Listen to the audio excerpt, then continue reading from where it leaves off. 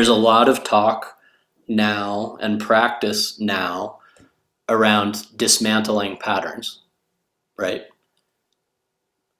So people resonate with that. Like, I grew up first in a Buddhist household, and Buddhism is very much about dismantling patterns, right? It's very much samskaras, patterns, dismantling patterns. And, even in modern trauma discourse, there's a lot of emphasis on, like, getting rid of those patterns of trauma, right? And what I'm suggesting in our discussion on talismans is that actually constructing patterns is really important. It's really important to have spirit help in this day and age. So in an age of, like, when I say post-structuralism, I say when there's not kind of a cohesive vision of what reality is all about, and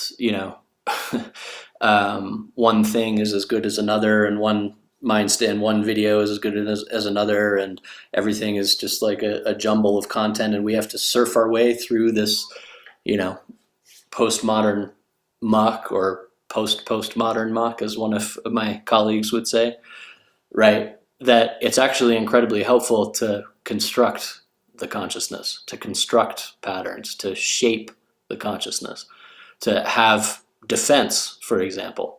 Like, talismans are defense, and I think a lot of people, even in kind of the new embrace of animism, I think people get a little bit, like, wary of the word defense, and that sounds so defensive, right? And then you look at traditional animisms, and traditional animisms are very, very, very concerned with defense. They're very concerned with defense, right? So, when we take the fairy tales as kind of a guide, we see that in each of these fairy tales, there is a necessity for spirit help. There's a necessity to build up through slow relationality, is usually how it happens, right? So he apprentices with the crone for a year, and then he gets his ball of string, right? Through slow relationality, building up defense and accumulating spirit help. And I guess my question for folks is kind of like what that looks like in the modern world. What does it look like?